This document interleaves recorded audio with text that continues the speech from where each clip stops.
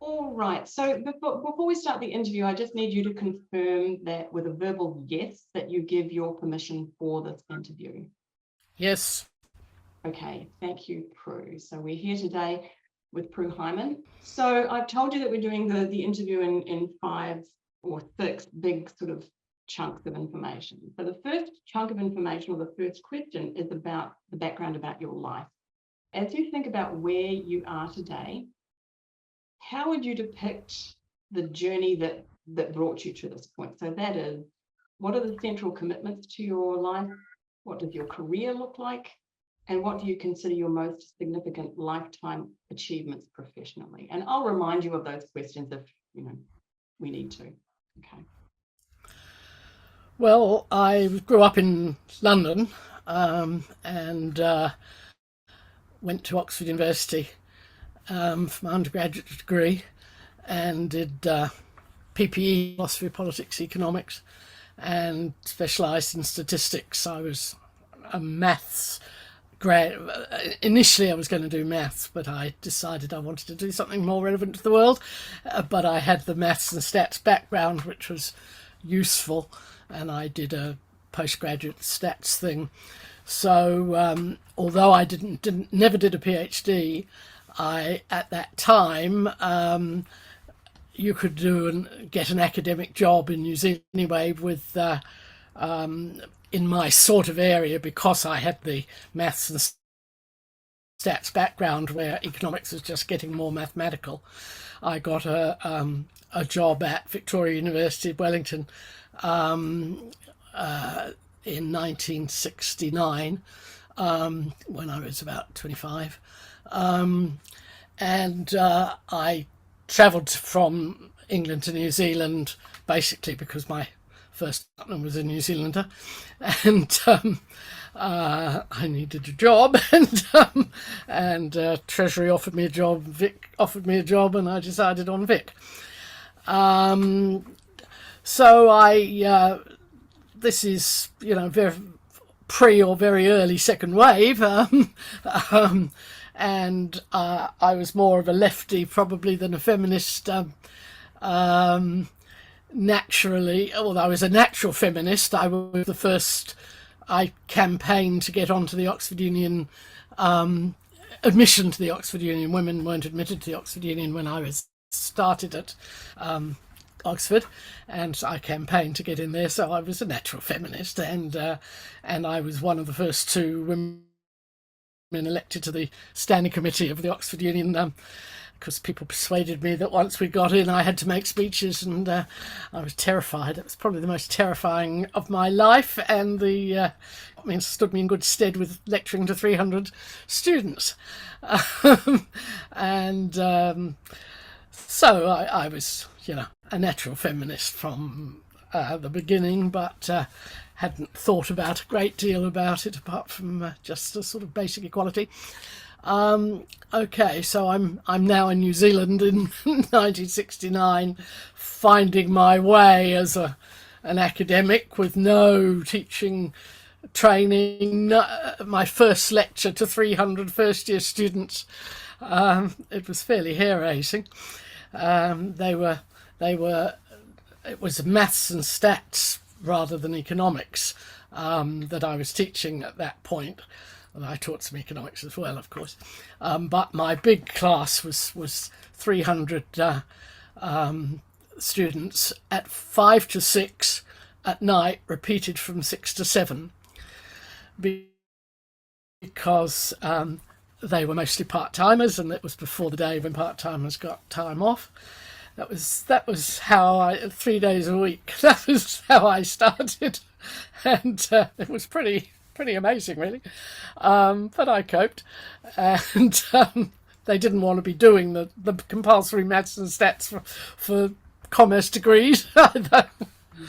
So that was how it all began, and of course there was practically no women in the economics department. I think I can't remember whether I was the only one or whether there were 2 at the beginning. There never were very many all my way through my career right up to 2001. There were only a few. and I came to be head of department at one stage, and they were only too happy to let me do the work. But once my research was all about women in the economy, it was regarded with some disdain. It's not real research. And I just sort of coped with that. And I started a course on women in the economy, which I had to fight like mad to get into the curriculum. It was pretty hard going all the way, really, in economics. Now, what am I doing? Am I doing my career? So I guess I actually do have a follow-up question. How did you cope with all of this then? If you said you coped with it, so what did you do to cope? I bought this house at Paikakariki, and when I drove down the hill from Pukerua Bay to Paikakariki, I cast off the university, and I'm sure that's what kept me sane for 40 odd years, 50 odd years. Those people who don't know, that view is astounding. Once you crest and you come down into the bay, that's a 1 in a million view. So it's gorgeous. Yeah. I was very, very lucky. My first partner that I came back to New Zealand with spotted the house, which belonged to Dennis Glover, the poet. Oh gosh. I don't know if you've heard of him. Yes. And the poor lad boozed himself stupid and didn't pay his mortgage, so it was available for a very low price, and it was filthy dirty and dreadful. It took us ages and ages to paint it up and get it ready for occupation, but I was very, very lucky to buy that in 1972, I think.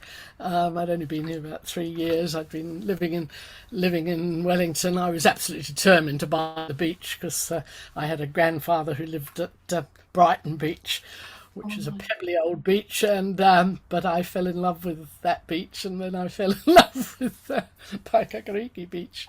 And I aimed at Paikakariki because it was within easy reach of Wellington, but was open sea, which I wanted. And I've never ever regretted it, even though we've had terrible trouble with erosion and so on and so forth. And it's cost me a fortune in seawalls and things, but I've loved living there, and I really do think that made a difference to how I survived at Vic. Plus, I'm a no-nonsense sort of a character, and I wouldn't take any nonsense, but I survived. That's great. That's great. So I guess we should sort of get back to more the interviewee question. So it's the central commitments of your life. You've talked a little bit about what your career looks like. We're sort of at your uni stages. What happened at university, and then maybe after university? You might want to start there, perhaps. Well, I really didn't know much about doing research because of the way I'd come into the university system, and one guy was quite helpful in sort of getting me going, and it took me a few years, but I got into thinking about women in the economy from the early 70s, certainly, and doing statistical research on where women were in the economy, which sort of brought one up short about how they were treated. So I started working on those issues, and when I went to America on sabbatical, I got involved with the pay equity movement over there. It was, of course, equal pay was on the agenda here. The Equal Pay Act had been passed in 1972, theoretically giving equal pay to women, and indeed including a pay equity or equal pay for work of equal value. But it was not very clearly expressed, and employers more geared up to how to avoid it, and unions were not geared up really with how to use it, and were anyway, most unions were male dominated and weren't particularly enthusiastic about pay equity, so that the 1972 Equal Pay Act didn't have as much of an impact as it might have. It certainly got rid of unequal pay for absolutely identical work, except that some firms could, use different terminology for what the jobs were and still get round it. But it did have an impact, but it didn't have a major impact. It got down average ordinary time hourly earnings from about 72% ratio to about a 77% ratio over the period of implementation, which was 5 years up to 1978. And anyway, going to America and getting involved in that movement and then bringing it back here was probably the link between my academic work and my activism, because I got involved in the various movements for conferences and actual action about equal pay. And the clerical workers case in 1983 is one I remember, where they tried to make a case for pay equity and got knocked back. And then we went for new legislation, and we got it under Labour, but it lasted 5 minutes. It was the Labour government of 84, which of course was incredibly right-wing economically under Roger Douglas, and they couldn't quite, but was also very pro-women under Margaret Wilson and one. It was started the Ministry of Women's Affairs.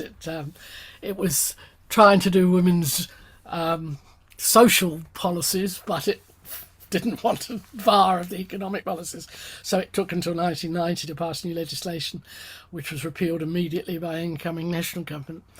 I spent a lot of time on that. I'd spent 2 years at the Ministry of Women's Affairs on secondment in 1989, 1990.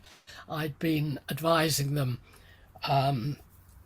when Mary Regan was head of Women's Affairs. I'd been a part-time advisor, and I said to her, "You really need a full-time economist."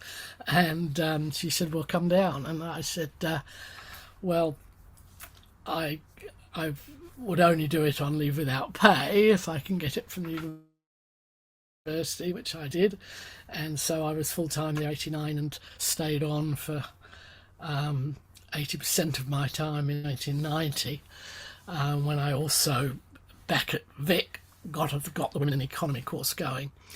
And so I was instrumental in that, partly in that legislation. A group of us tried to compromise with what government were prepared to do, and got that legislation through. And then, of course, it got immediately repealed by National. And in 1994, I wrote Women in Economics, a New Zealand Feminist Perspective. That was my first book, which was really a revamping and linking of all my articles, which I'd written over the 70s and 80s about various aspects of women in the economy, which was not only pay equity. I mean, that pay equity was my biggest campaigns, but was all about sole parents, Māori Pacific women being particularly disadvantaged, sole parents being disadvantaged, just participation rates, the whole works really, and also feminist economic theory, because feminist economics as a discipline was starting to exist. IAFE, the International Association for Feminist Economics, was starting up in America, and based in America but worldwide. And I went to all their conferences and was on their board, so on. Just trying to remember all these things. Feminist economic theory, which is how and why economics can be full of biases and not deliberate necessarily, but just simply the way that the male-dominated profession thinks and constructs. I mean, the differences between paid and unpaid work, the same sort of stuff as Marilyn Waring writes about in If Women Counted or Counting for Nothing. She did more popularising of it than I did. She did very well with that. But it's the same sort of thing about the undercounting of unpaid work and all stuff. So that I brought all that together in my 1994 book, Women in Economics, a New Zealand Feminist Perspective, which was a boring title that Bridget Williams insisted on. I wanted something more jazzy. Yeah, and I carried on working in the areas and brought out a second book in 2017, which was after I'd retired from Vic, but it was Hope's Dashed, one in the Bridget Williams tech series, which was about what had happened since 1994 and really how very little progress had been made for women on the whole over that period. I should say, equal opportunity was there was progress made in that way. There were more women at the top, but I was more concerned with working class women at the bottom, and not much had improved for them. I can't remember where the question started or where I finished. No, that gives us a great outline. So I did, and I will confess I know very little about this. So how was it when Women's and Gender Studies, the department at Vic, was declassified, so to speak, or decommissioned, or what happened around that? And can you sort of speak to that a little? Yes, sure. Women's studies at Vic had been pretty vibrant. Phillida Bunkle, Beryl Hughes, Jackie Matthews got it going. I did lots of guest lectures in it in feminist economics, and then they retired or left. Phillida for Parliament, the other two eventually to retire. Alison Laurie was running it, and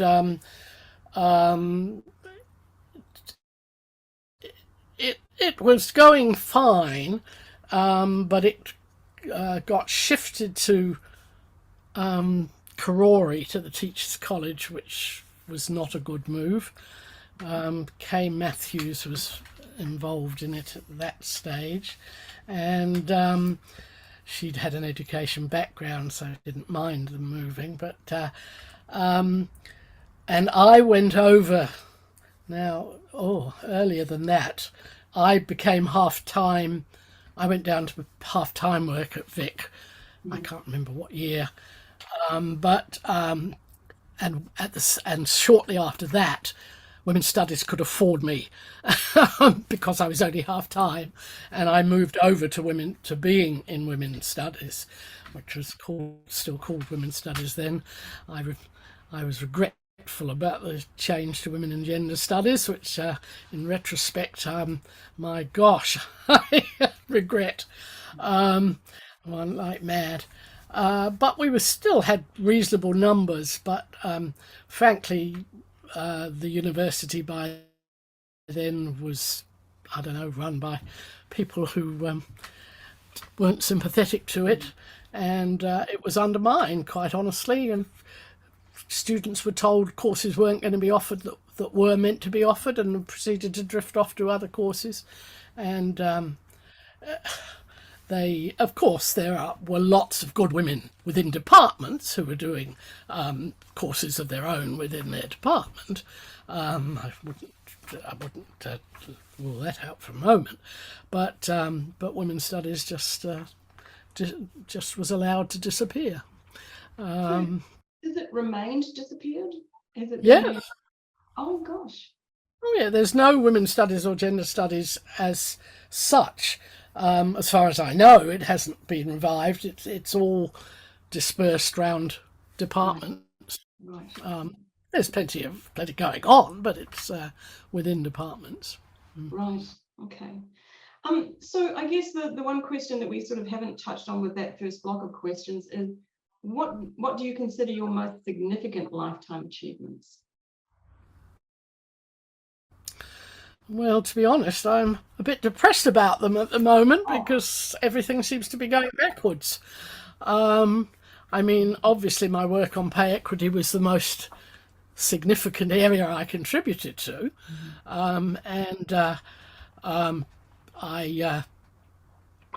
made a difference in that area, but these days, well, pay equity is still on the agenda, of course, but it's being done in a different way with, particularly in the public sector, nursing, teaching and clerical and so on around the public services. But it's gone back into the union movement more than women's organisations. Women's organisations were very active in it for a long time, and now it's much more close. The union and government got into bed with each other, and they were scared when Christine Bartlett. I hadn't mentioned the Bartlett case. That was a case to try and prove that the Equal Pay Act was still alive and did mean pay equity. It was another landmark case, and I was heavily involved with preparations for that. They sort of won. They really only won a case that it could be done. They didn't win a case that it absolutely was going to happen, but it could be done, and the government were running scared and proceeded to undercut it by setting up structures with the union movement to do things in a different way, and that has made a difference. There are pay equity gains, undoubtedly, in the public sector, but it doesn't have very much impact in the private sector, which is where a lot of the low-paid women work, a lot of Māori Pacific work, and so I tended to shift my focus to general labour market policy, to the minimum wage and the living wage as being really important, because low-paid women are going to benefit more from focus on that. So I got involved in the living wage movement at that point, and worked quite heavily on that. That's achieved quite a deal. I mean, it's quite a reasonable level, and of course, it's a voluntary thing only for employers, and it involves three groups: the churches, the unions, and the churches. I mean the general religious organisations, and unions and the community groups, and they've done a terrific job in particularly in local government, but also in a lot of private companies now paying a living wage and getting. There's an economic case for it as well as a social case. I mean, it improves morale, reduces turnover, reduces absenteeism, increases. It does a heck of a good job, and it's at a quite reasonable level. But unfortunately, differentials have widened tremendously in the labour market. The top people are paid absurd amounts and simply decide to pay each other ridiculous amounts. And there's been a change from labour to capital, a gradual switch in returns from labour to capital. Labour is underpaid in New Zealand, generally. We were on to my achievements. Well, I think my achievement is to keep all those things going. And possibly the other one I would point to is when I was teaching, at least I taught a third paper in Women in the Economy, and that paper certainly raised the awareness of the students on it immensely. Right. Yeah. Well done. Okay. So I guess we should probably move on to the second block of questions, which is the background about your work. And you may have covered a little bit of this in the first block, but let's have a look at what questions we have. So what drew you to the work that you do or have done? So what was the draw to that work? You've covered how you first became involved in that work, so that may not be relevant. But I'll remind you of these questions again. How has this involvement changed over time? And so the next sort of questions about change are, has your life changed in view of your work and or vice versa? Has your view changed, your work changed because of your life?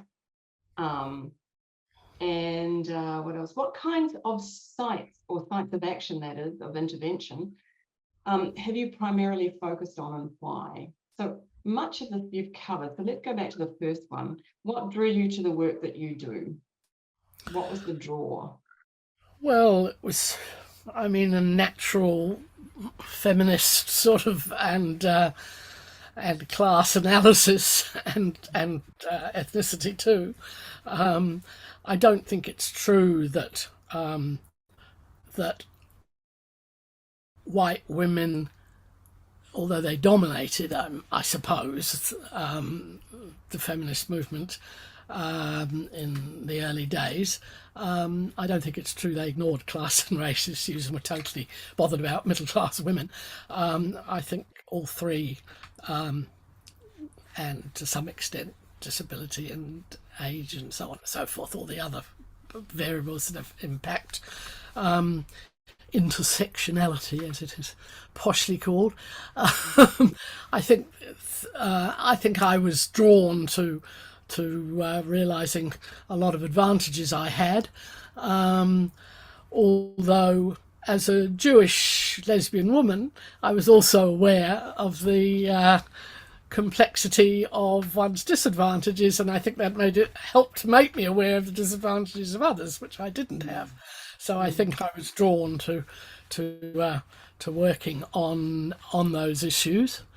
I haven't mentioned lesbian issues at all, but I actually work on those too. I did work on lesbian economics and lesbian inclusion in the census and various things of that type. So that naturally, because I was a lesbian and was aware of the fact that while some lesbian couples earn very well because they didn't have time off for kids, they do now. Lesbians were mostly without children, although of course quite a lot came out of marriages and had children. And then from the 80s, 70s, 80s, 90s, people started having kids, AI and so on. But nevertheless, some lesbians do earn very well and two-income lesbian households, but there were an awful lot who were at the bottom, and I just wanted to make lesbians visible, apart from anything else. Make lesbianism visible. I was completely out at Vic, and that posed its problems too, but was all right. About what problems it posed at that time. Oh. So you were out in the 70s, right? We're talking about here, the 70s. You were an out lesbian. Yeah, I probably wasn't that outright at the beginning. I was a bit probably naturally nervous, or just didn't think about bringing it out at the early 70s. By the late 70s, I was certainly I came out to my classes, and I came out, I remember, for example, when the homosexual law reform bill was being passed, And of course, that only applied part one of the bill to men because it's never been actually illegal for women. Um, the second part of the bill was to bring it in the Human Rights Act, and that would have applied to women as well as men. And a group of us who were working on the bill with the men, we were supporting them in part one and working like mad on part two, and we decided that we weren't getting enough publicity. It was all about the men, and we got the Dominion Post to do a double-page spread on the lives of four lesbians, with pictures and their stories, just to show that we were in there too and why we supported the act and so on. And I was one of the four, and I remember walking into professorial board meeting, of which I was on as a staff rep or something, late that morning because I'd had a lecture from 9 to 9:50, and so the 9:30 meeting I walked into late, and I it felt like every eye was on me. And people ask you why you do it, why it's important to you, and so on. They weren't hostile, really. Very few people were hostile, but it's just the curiosity factor is sort of a bit wearing after a while. Right, yes. You're the token lesbian on campus when really you're possibly not. It's just that Yes, quite. you're visible there. Yeah, very interesting. Let me just check to see that I think we've kind of covered. Okay, so what kinds of sites of action or intervention have you primarily focused on? So it seems, and perhaps we have already covered that, the feminist economy, or the being a feminist economist, and lesbian issues. Are there any other sorts of sites? That's been my two areas. I mean, women in the economy is a very, very broad area. The whole of the labour market, the whole of social policy, superannuation policies, one I haven't talked about that I've been involved in.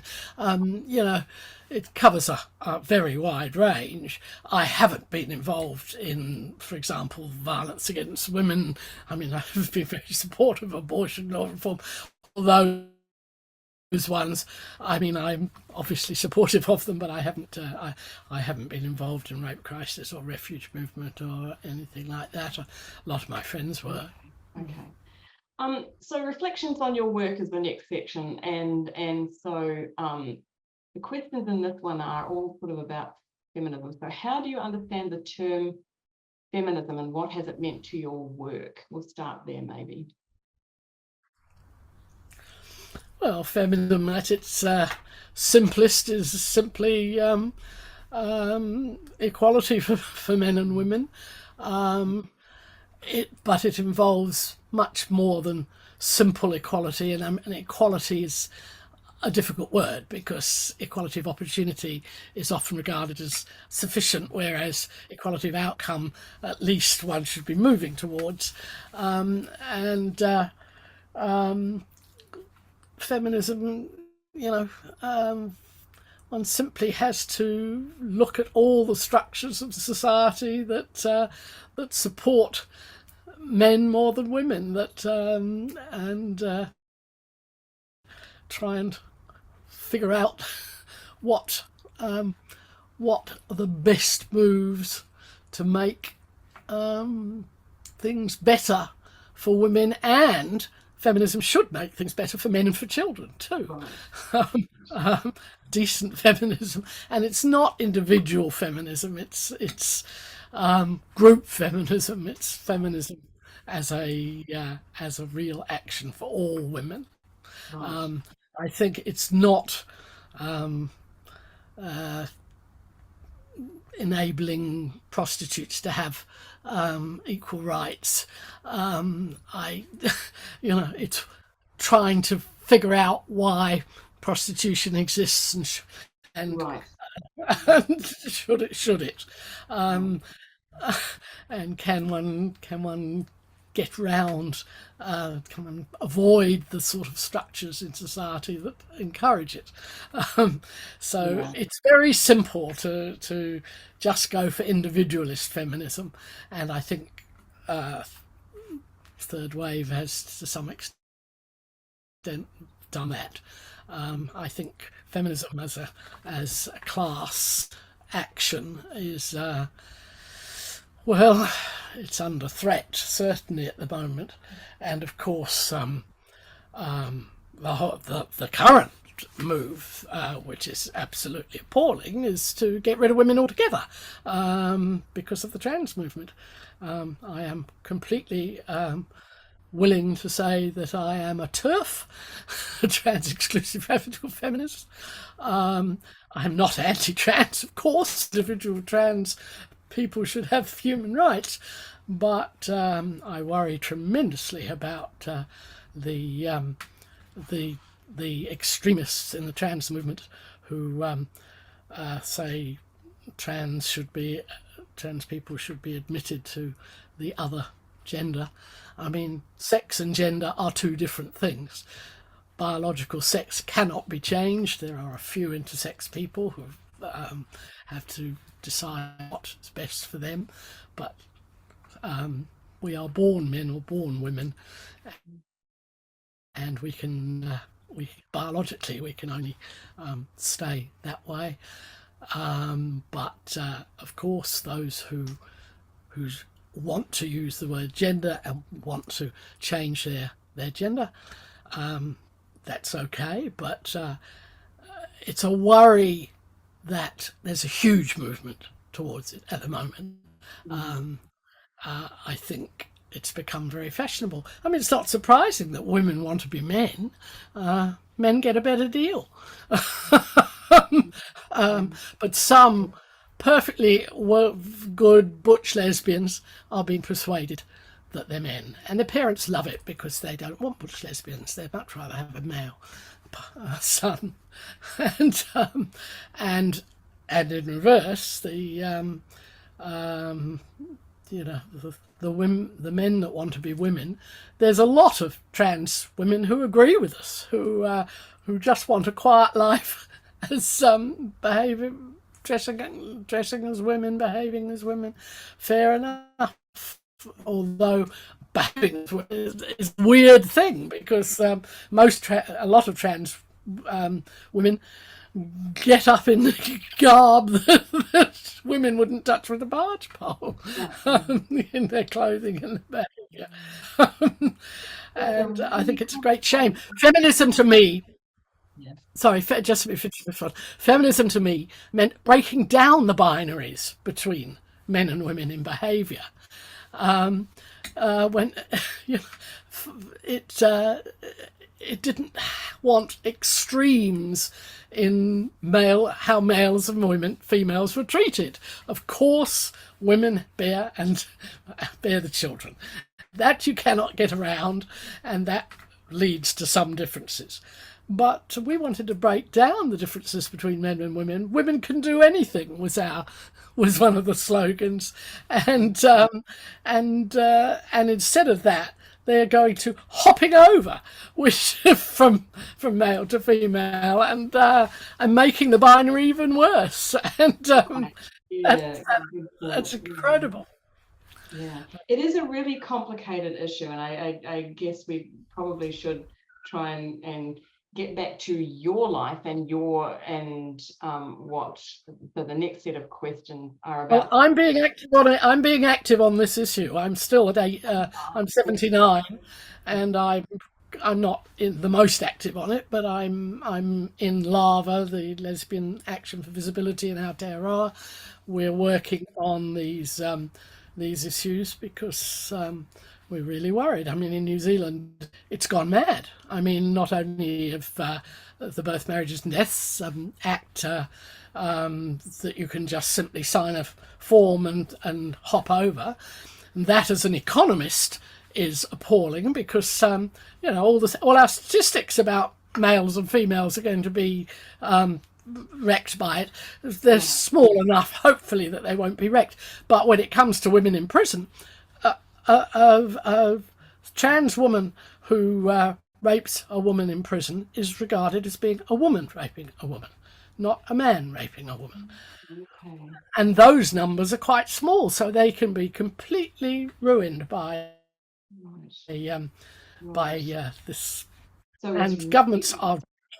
it's It's really very important, yeah, it's very complicated and complicated. important, Yeah. and its puberty blockers are being dished out very easily, and it's that wrecks people's lives at an age when they aren't old enough to make sensible decisions. We're already retreating from it in America and England. There's a realization that it's gone too far, and there's a lot of retreat, but it hasn't reached here yet. We're still in the encouraging it. Right. Right. So what are some of your expectations for, so tell me again, it's LAVA that you work for now. So can you say what that acronym stands for again? Lesbian Action for Visibility in Aotearoa. Okay. And so what do you think the future is for that particular organization that you're working for? But it's only a small organisation. It's a ginger group, that's sort of drawing the attention via websites and submissions to select committees and all that sort of thing, and occasional public demonstrations as to what the problems of this are. It's just it's one of many organisations that are doing this. Right. Speak Up for Women is another good one that's because this is a real threat to women and to feminism. Right. Right. Okay. So on that note, we'll move on to the next sort of group of questions, and this is the relationship between feminist scholarship and activism. So how do you perceive that relationship between scholarship and activism for you and in general? So what does it mean in general? Maybe we start in general and maybe then we move to you particularly. Well, I think it's very important. Anyone who's a feminist, they'd have to be a very pure theory feminist not to want to be involved in activism. It seems to me that you have a responsibility. As an academic, you're very privileged as an academic. You've got a good, decent salary, probably too decent, and the time to work on these issues, and you owe it to your community to get involved in activism. And I think most feminist academics do. Some activists would say the academy has got too pure and doesn't do enough activism, and I respect that view, particularly as some feminist theorists have encouraged the move on sex and gender, and of course others. I mean, there are real repercussions for those who stand out on the transgender issue. There are academics that have been sacked from their jobs and for being activists on these issues. So I think it's important that they are, but I think one has to realise that it's scary in some cases to be activist in some areas. In economics, it's not so scary. You're fairly, you may be regarded as not being a proper academic, but you're not threatened with life. You're not sacked or threatened with life-changing things. Okay. I was just going to ask you about your previous work. So I know a little bit about the previous work that you did. It's sort of like you've had this history with academia and government and then activism, which I see as sort of three separate, although they're overlapping. Sure. But you've worked with the police force, didn't you, or the CIB? Yes. Forgotten about that one. Yes, I did. I did.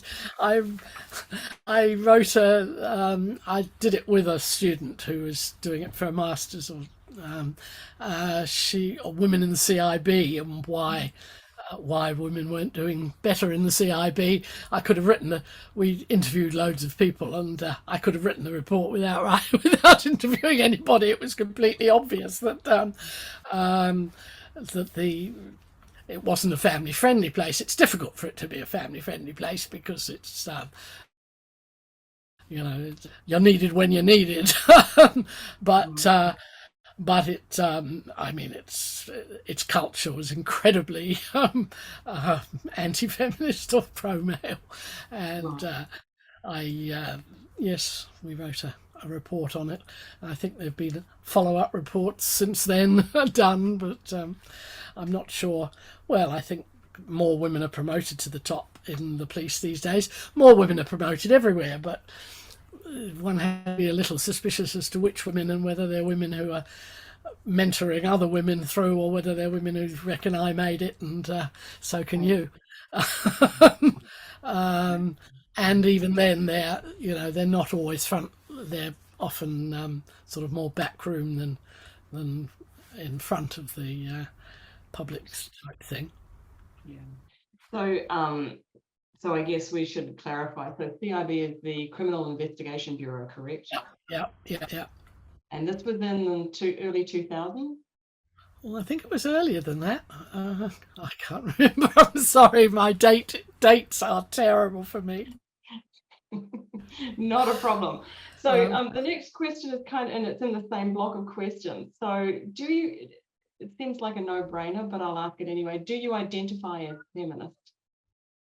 Yes, obviously. I tend to say I am the only Jewish lesbian feminist economist in Aotearoa. Well done. You have many identities. Excellent. Okay, so, and I think that's pretty obvious from what you've been saying. So now we move on to sort of the global or international kind of focus and thinking about your work and how that fits in. So what's your analysis, evaluation, and expectation of the development of feminism in New Zealand?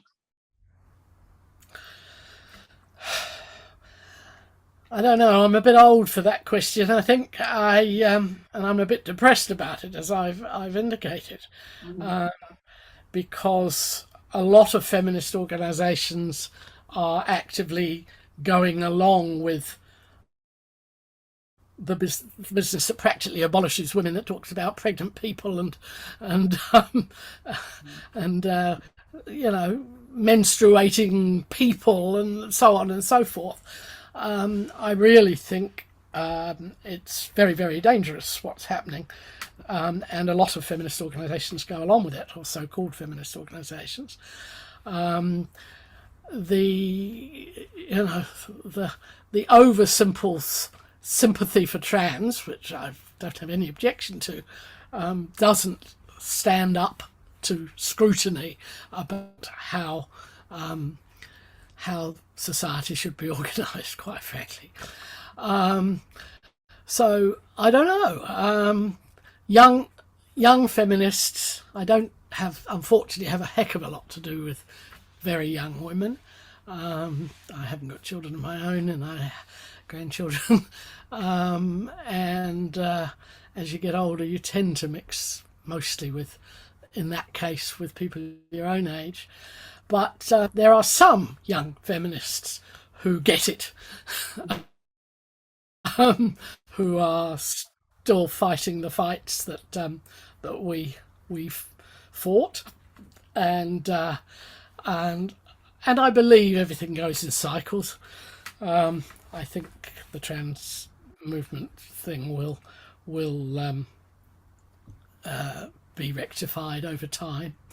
So I really don't know what's going to happen to feminism. I mean, we have a hell of a lot of problems in the world. We have as much conflict as Women in Peace is a very, very important dynamic that I haven't mentioned at all in this. I mean, Women in the Peace movement is a vital aspect of it. And we have climate change, women in the environment, which I haven't mentioned. It's another vital area. I think women are very active in those movements, and are probably a lot of people who would be active in feminism have gone into those movements, and that's very worthwhile. So I don't mind it, that if they're doing good work. I mean, women need to be everywhere, feminists need to be everywhere, and working on all these issues, and hopefully they will. Yeah, fair enough. Okay, and so the next questions are really about so how your connections with other activists or scholars or organisations in other countries. So do you maintain those connections with people in the US? I'm still a member of IAFE, the International Association for Feminist Economics. I haven't been to a conference of it since about 2015, I think. I used to go every year, but well, some of them were cancelled for COVID, and they do them online these days as well, so you can join them from here. I'm a bit less energetic about travelling overseas these days, although I still go back to England. Well, my current partner is a connection with England, so I was there in 2020. But IAFE is my main international connection these days. Right. But that has worldwide. It's not just America. America's where it's based, right. but it's Yes. worldwide organisation, and has very good third world representation. So how did the connection with IAFE come about? And the next question to that is, or related to that is, and what has that meant for your own work? Oh, it's been very valuable to me and very innovating. I don't know. I can't remember how I first got onto it. I got onto it right at its beginnings. There was a conference on women in the economy, which was not IAFE, in Holland in 19. I don't know. 93 is in my brain, but it might have been earlier than that. It's not that long standing. It's not as long standing as the National Council of Women or any of those ones. Feminist economics, has grown like mad over the last 30 years, and that conference, which wasn't totally feminist. I remember standing up and grumbling at a guy who gave a totally boring, factual but no analysis at all. And people came up to me afterwards who didn't know me and say, "You're brave. Who are you?" And I started talking to some Americans, and they were getting IAFE going, and I joined it straight away. And I was on the board for 6 years, and was very, very active in it. And I still keep up with it. So, given that you have these international connections, how do you make sense of the differences and similarities in the kinds of issues that are raised or approaches taken by activist scholars and organisations in different countries? Oh, that's a pretty difficult one. I don't think I can really answer it properly. I totally respect every individual country's priorities and movements, and those that are still fighting colonialism. I completely respect that they are anti-colonial, are more important than the feminist concerns in that country. And a lot of women will say, "God, I want to work on the colonial issues, not on the feminist issues." But I think all we can do in first world is support third world people as much as we can, financially and with expertise if it's wanted, not if it's not, and really try and help help out as much as we can. I mean, God, I mean, look at Afghanistan now. Um, what what can we do to fight for them with girls to be in schools and in universities? I mean, it's just appalling. And there are just so many, and you know, there's slavery.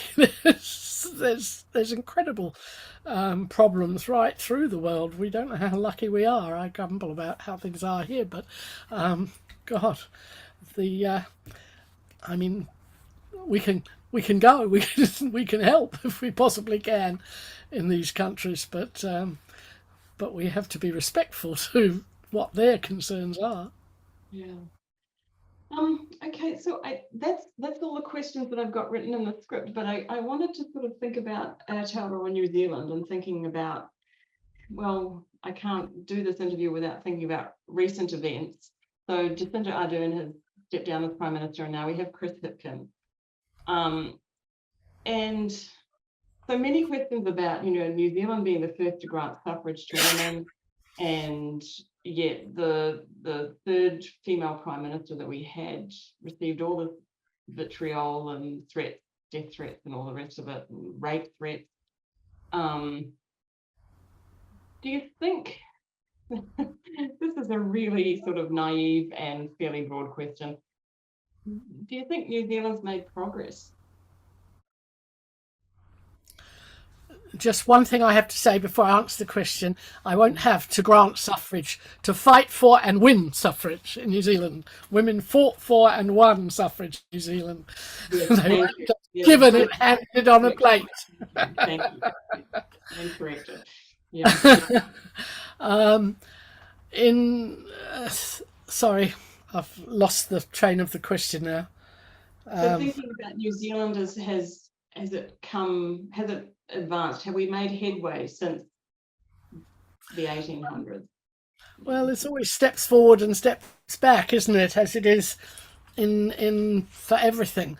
And the standard of living is higher than it was, both for women and men in the 1800s, and yet inequality seems as bad as ever. People at the bottom are doing really, really badly. And I mean, admittedly, we don't have that much starvation in New Zealand, but we have people apparently missing meals because the housing costs are so utterly out of line. Housing policy is shocking. I don't know whether we've made progress. We've made progress in some ways. Women are certainly higher percentages in Parliament and at the top of organisations and so on and so forth. And yet it doesn't seem to have made enough difference to women who are struggling, sole parents, or violence against women seems as bad as ever. I think one can exaggerate as well how bad things are. I think it all comes out these days. I mean, social media and everything, that you can't get away with as much because it isn't as hidden as it used to be, the inequality. But I think that's a point. But certainly I'm not terribly enthusiastic about the progress that's been made, because I think it's tended to be for women at the top and not that much for women at the bottom. And I don't know, things are better. Things must be better. But I tend to probably have a bit of guilt because I live an easy life, and and I feel like I don't do enough anymore at 80, 79 to ease the fight for all that. It shouldn't be your burden of guilt to bear alone. You know, there's many of us. Yeah. But, I don't think I can answer it any better than that. No, you've done really well. Thank you, Prue. So I guess that marks the end of the interview.